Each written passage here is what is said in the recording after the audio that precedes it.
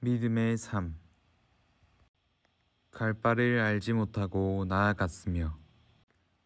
구약에서 하나님과의 개인적인 교제는 따로 분리됨을 의미했습니다. 아브라함의 삶에서 이러한 현상이 나타나는데 그는 친척과 고향으로부터 분리되었습니다. 오늘날 이러한 구별됨은 위치적인 개념부터 정신적, 도덕적인 면에서 고려됩니다. 만일 우리에게 가장 가까운 사람들이 하나님과 인격적 관계가 없을 경우 우리는 그들이 세상을 바라보는 관점에서부터 자신을 분리시킵니다.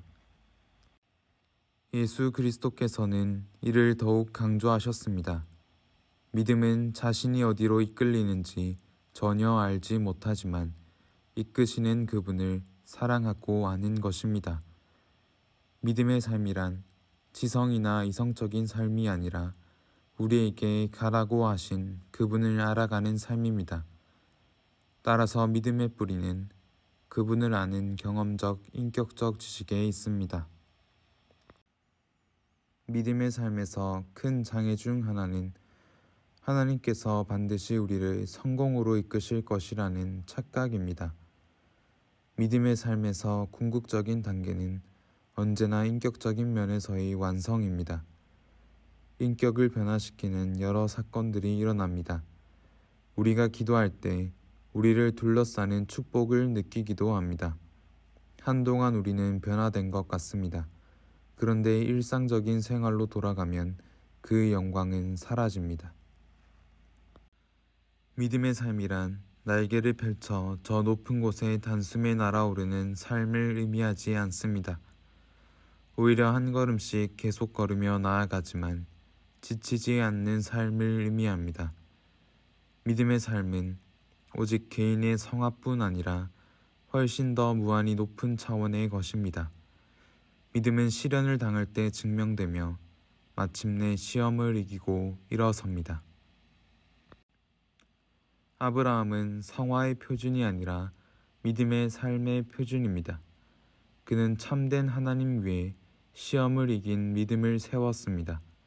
아브라함이 하나님을 믿었더라. 오늘은 믿음의 삶이라는 제목으로 말씀을 나눴습니다. 믿음에 대한 우리의 흔한 오해가 있습니다. 그것은 바로 믿음이 우리의 모든 삶의 안정과 평안을 보장한다는 것입니다. 우리는 예수님을 믿기만 한다면 눈물 골짜기와 같은 이 세상의 고통으로부터 자유할 것이라는 착각을 하곤 합니다. 그리고 믿음이 우리의 삶의 성공을 보장할 것이라는 착각을 또한 하곤 합니다. 믿음이 만사의 형통함을 보장한다는 것입니다.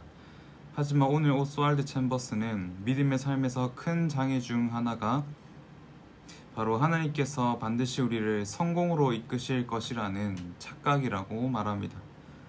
믿음은 반드시 우리를 성공으로 이끌지 않습니다. 믿음은 때론 우리를 높은 산으로 인도하는 것이 아니라 우리를 죽음의 골짜기로 인도합니다. 그리고 목적지가 분명하지 않은 하루하루를 버텨내야 하는 광야로 우리를 인도합니다. 그래서 우리는 이러한 사실에 당황하곤 합니다. 믿음이 우리의 성공을 보장하지 않는다니요. 그렇다면 우리가 하나님을 믿을 필요가 무엇이 있겠습니까? 성공을 보장해 줄 수 있는 눈에 보이는 것을 붙잡는 것이 더 안전하지 않겠습니까? 하지만 이러한 태도는 믿음의 태도라고 할 수 없습니다. 그저 자신의 성공을 보장해 줄 수 있는 어떤 힘을 믿는 미신일 뿐입니다. 그저 세속적인 성공을 바라는 욕심일 뿐입니다. 참된 믿음이란 우리를 둘러싸고 있는 외부의 환경을 바라보는 것이 아니라 우리의 믿음의 대상이 누구인지를 분명히 아는 것입니다. 우리의 믿음의 대상은 천지를 지으시고 다스리시는 하나님입니다. 믿음은 그러한 하나님이 우리의 삶을 이끄시는 분이라는 사실을 깨닫고 그분을 사랑하고 아는 것입니다. 다윗은 시편 23편에서 하나님을 나의 목자로 고백하고 그분이 자신을 푸른 풀밭에 누이시며 쉴만한 물가로 인도하신다고 말합니다. 그러나 다윗이 이 고백을 했을 때의 상황은 어떠했을까요? 사울에게 쫓기고 있을 때였습니다. 죽음의 그늘이 다윗을 드리우고 있는 그런 상황이었습니다.